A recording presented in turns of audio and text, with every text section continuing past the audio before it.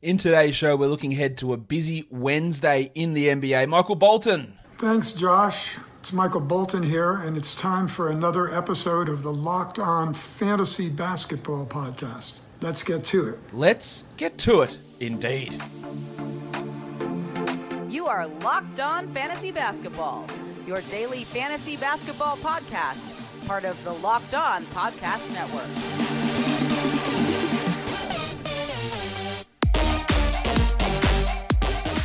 Hello and welcome to the Locked On Fantasy Basketball Podcast, brought to you by Basketball Monster. My name is Josh Lloyd and I am the lead fantasy analyst at basketballmonster.com and at Yahoo Sports Australia. And you can find me on Twitter, as always, at redrock_bball and on Instagram at Locked On Fantasy Basketball. We're here to look at the action for Wednesday. It's a very busy day. 12 games in the NBA. Let's talk about them now. First game, Warriors-Wizards. Will Kelly Oubre come off the bench? He came off the bench last game. Steve Kerr pre-game seemed to suggest that would continue. Now, Kent Bazemore didn't start particularly well. It was Damian Lee who got the bulk of those minutes. So will they keep Oubre in that bench role and then start Bazemore or feed Lee some more in there? Some very interesting decisions need to be made there by the Warriors. While Kevon Looney, big minutes for Looney with no Pascal, with no Toscano Anderson, no Wiseman. Will Looney be able to keep up, 30 minutes a night? Because it feels like he has to. Otherwise, it's a lot of Draymond Green at center, and even then, all your power forwards seem to be out as well. So how much they use Looney's key. He is an interesting deeper league guy, but of course, on a 12-game night, it's hard to stream in someone. For the Wizards, what the hell does your mate Scott Brooks do with Dan Gafford? Does he go back to the bullshit three-man center rotation? Does he keep Gafford at 16 minutes a night, which is nonsense? Again, remember, 2 games ago, he gave him 24 minutes, and we went, oh yeah, let's go. And then 16 minutes in each of the next 2. Because Scott Brooks, again, just doesn't know what he's doing. Hachimura is out, so Davis Bertans' minutes should push up. Let's be honest. Bertans' minutes should always be higher than Hachimura's if you're trying to win now, but if you're trying to develop for the future, that's a different equation. Bertans has some value at the time being. Let's see what he does in the extended or the likely extended minutes. The Bulls and the Cavs. The skater boy, Zach LaVine, will be out. So I assume that Kobe White gets another start for Chicago. Thomas Satoransky's minutes will be limited off the bench, so White should be an interesting add if you're willing to sacrifice your field goal percentage category. Well, will they start Daniel Tice? Now, Billy Donovan said some bullshit about, we've had too much of a load on Thad Young throughout the season, and that's why we're reducing him down, and then there's Markkanen and Tice. I want to see what they do with Tice. Is he a 24-minute-a-night starter? Does he play 28? I don't think he's a 12-team league guy. But what do they do with that Tice, Young, and Markkanen power forward trio? For the Cavs, Darius Garland's been roasting guys at the moment, absolutely on fire. Can he continue that against the defensive juggernaut that is Kobe White? Probably. Let's hope that he can continue because he's looked great. Well, I also want to watch Isaiah Hartenstein. Now, Larry Nance is going to be back. So do they go with Wade as the 4th big man or Hartenstein? Hartenstein's putting up amazingly good numbers. I wonder if he can continue it. He probably can't, but he did close the game last time over Jarrett Allen. He's someone to watch for sure to see how they deploy him here. Thunder and the Pacers, Darius Bazley. We're getting tons of volume from Baze at this point, which is obviously impressive. We're getting some rough shooting nights at times. And he is more of a fringe guy than a must-roster player, for sure. But there's value in him. And if he's going to continue to get the amount of shots that he's getting, it's interesting.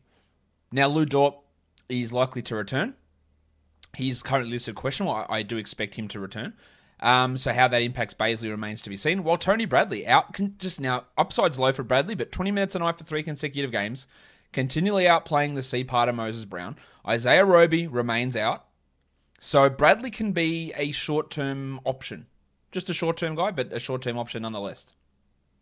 For the Pacers, Domantas Sabonis and Miles Turner are out, so hopefully Goga Bitadze can start. Now, Bitadze is questionable with his own ankle problem, but if he is ready to go, there's going to be some big numbers coming there. And do they go back to O'Shea Brissett? They've just signed him to a new 3-year deal. He started the last game. Now, this is going to be dependent on whether Lamb and McDermott play, but there is an opportunity for Brissett to move into that starting lineup, and I thought he was pretty solid in that role, and it also helps the value of Sumner and TJ McConnell, even though it was weird to see Justin Holiday move to the bench, but I think it was the right move. The Suns and the Sixers. Still getting people asking me, hey, do I drop Mikal Bridges? No, you don't. You absolutely don't. But I want to watch what he does here. There's a couple of turds have been really frustrating.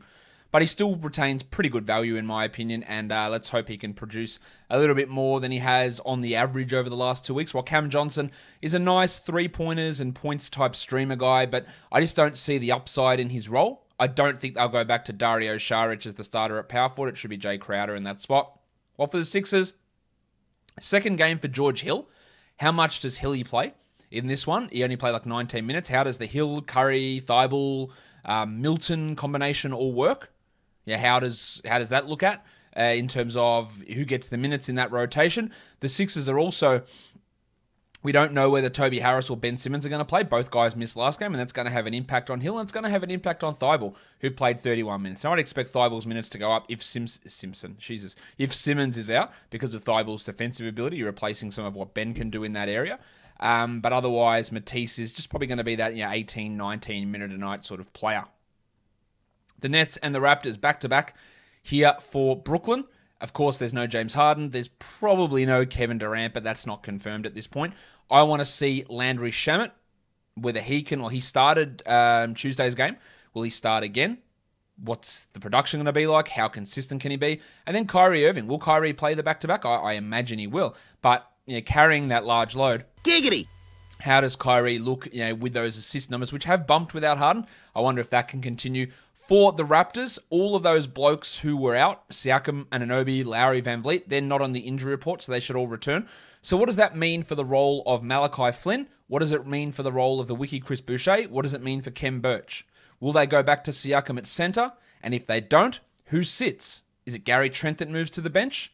And what does Flynn play? 20 minutes? Rocket Rodney Hood is out, so that helps Flynn. What does Boucher and Birch do? If one of them starts, Birch or Boucher, then how do the backup minutes go? Do they play any Siakam at center? I know the Raptors have been absolutely frustrating, but we get, I guess, somewhat of an indication here of how they run things with a relatively healthy team. Not that that'll happen all that often, but we get an indication of it. The Jazz and the Rockets, no Don Mitchell. Joe Ingles is stepping up. Big minutes, big usage, or bigger usage. Great shooting, great assist numbers. Another big opportunity for Ingles to drop a big one. While Bojan Bogdanovic, he is also seeing his usage go up. The improvement in his efficiency is helping him back to becoming a 12-team league guy. Remember, he's been shithouse for nearly all season, but he's coming good at the right time of the year. Well, for the Rockets, Kelly Olynyk continues to be impressive in his role next to the crucifix Christian Wood. Love what Olynyk's doing. He is a must-roster player. Sterling Brown, Eric Gordon, Daniel House, DJ Augustin, David Nwaba, they are all out.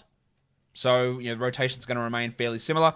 Armani Brooks is going to have a role again with all those guards out, and he's been impressive. 21, 26, and 26 minutes in the last 3 games for Brooksy. What can he do for deeper leagues? You need to pay some attention to what he's been doing because his scoring has been relatively impressive. The Hawks and the Knicks back-to-back here for Atlanta. Kevin Huerter has been playing at a pretty high level, and let's see if he is able to continue doing that. I imagine with all of the injuries that they've got, that he will be able to keep it up to some degree. Shooting percentages is probably what's going to come down, but playing time and usage, I think, is relatively safe for him as we move forward. And then also Clint Capella, who we know has been rolling. I wonder if they in fact do go with, or if they do play John Collins on the back-to-back, and what that means for Capella. I imagine Collins will play, but we don't know that at this point. But that's how I imagine it looking at this stage.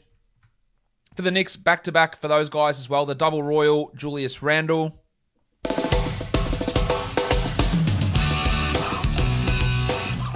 What can Randle do? Can he keep up the high steals? Can he improve his efficiency? The counting stats have been awesome, but what can he do here? Well, Taj Gibson continues to provide nice back-end value for 12-team leagues as a center, and he should continue to get some pretty okay minutes here. The Pistons and the Mavs, Killian Hayes is out. It is the first night of a back-to-back for Detroit.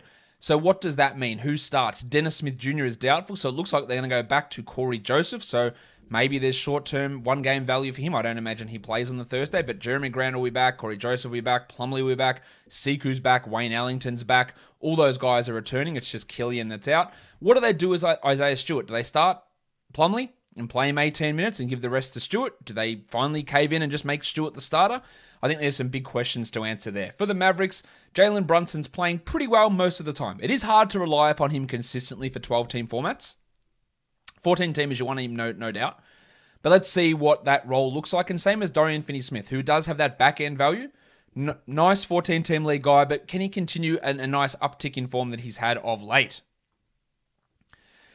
The Heat and the Spurs, Victor Oladipo will not play again. So Kendrick Nunn will get another start, and he was awesome last game, but it did come with the absence of Butler, Hero, and Adebayo. And now those three guys are all questionable, as is The Undertaker, Dwayne Dedmon. So some big opportunities potentially opening up for Kendrick Nunn and Goran Dragic. Dragic's last two games have been really impressive. He can be a stream option, although again, if you're adding him for Wednesday, is he actually in your best 10 players? I don't know. For San Antonio, their starting lineup's pretty rock solid, but Drew Eubanks, nice deep league option. Got the backup center role ahead of Gorgie Jeng. He's posting really good numbers. Super impressed with him. And I also want to watch Lonnie Walker. Now, I've written this bloke off a long time ago. I just want to see if there's any spark, any hope for me to be wrong. I don't think there is, but I want to see it. Again, for fantasy, I have zero hope in him ever becoming a good fantasy player. But I want to see if he can actually be an NBA rotation caliber player, because I think he's barely hanging on to that at this stage. And that might be harsh on the kid, because I like him as a bloke. But it is hard to value him as an NBA top-level contributor. The Grizzlies and the Clippers. The Grizzlies, D'Anthony Melton was amazing in the last game. So what is Taylor Jenkins going to do? Dylan Brooks is questionable. Jaren Jackson is questionable, so they might both return. So what does that mean for Melton? Do they go back and play him 18 minutes? Do they keep him in a 26-minute-a-night role? Do they take Desmond Bane out? Like, what do they do with this rotation? And then Ja Morant, who we know has been bad this season, but he was awesome in that game against the Nuggets. Can he keep that up? Can he keep hitting the threes? Can he keep bringing some defensive stats? Can he keep on that high-volume, high-efficiency path that he was on against Denver? Let's hope so. The season's numbers would tell us no, but let's hope he continues that. For the Clippers, back-to-back for them. I don't think Rajon Rondo will play, and there's a chance to me that Paul George doesn't play. We know that Kawhi is not going to play. So Reggie Jackson will get a start, and Terrence Mann will probably get some minutes there. And I'm also very interested in Marcus Morris, who is going to see more touches without Leonard. He probably should be on a 12-team roster, but again, if he is on a waiver wire and you go to add him, will you actually use him on the Wednesday? The Wolves and the Kings, these guys, it's a back-to-back.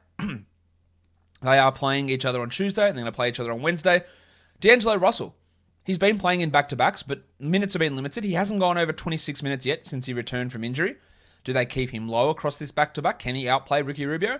And does Jared Vanderbilt remain in the rotation? He'd been out for ages, and now he's played 21, 19, 22, and 15 minutes in the last 4 games, excluding Tuesday, because that game hasn't happened yet. His re-emergence is impacting McDaniels, and it's impacting a lot in terms of their overall fantasy value. While for the Kings, Tyrese Halliburton, it's been a rough ride of things for Halliburton so far with the Kings, or recently with the Kings to be precise. 24 and 16 minutes the last 2 games before Tuesday. Can he get back to playing 30? Let's hope so. While if Rashawn Holmes is out, which I expect him to be, Hassan Whiteside should get a start. But is it 28 minutes for Hassan, or is it 20 minutes for Hassan? They are the big questions, I think, with him. Nuggets and Blazers. Facu Campazzo was really bad in their last game. He should get another start with Monty Morris and Jamal Murray out, but can he improve on that? I think he's a nice assists and steals ad. While Aaron Gordon has been really bad. Like, he's struggling a lot. He's not playing minutes. Efficiency's fine, but he doesn't touch the ball. The defensive stats have disappeared. Assists have gone away. I don't think he's a must-roster 12-team league guy. For the Blazers, they did go back to starting Derek Jones Jr. on Tuesday. What do we do with Rob Covington? He's struggling a little bit at the moment. I think in a points league, you've got to consider moving on in some situations. I hope we can get a little bit more out of him, but Yusuf Nurkic will return for this game. No word on whether Damian Lillard will, and that does boost the value of Carmelo Anthony. Not that I think he's a 12-team ad on a busy Wednesday, but he was strong for Tuesday. Streamers for category leagues, we're looking at Goga, if he plays, Kevon Looney, D'Anthony Melton, the wave pool, Royce O'Neal, and Patrick Williams. And then for points leagues, we're going to Goga and Looney again, Alexei Pokusevski, Darius Baisley, and Nick Claxton if he plays, which we don't know because he is out with health and safety protocols at the moment. Guys, that'll do it for me today. Don't forget to follow along on Apple Podcasts, Google Podcasts, Stitcher, Spotify, and on Odyssey. While on YouTube, hit subscribe, hit the bell, give it a thumbs up, and leave your comments down below. Guys, we are done here. Thank you so much for listening, everyone. See ya.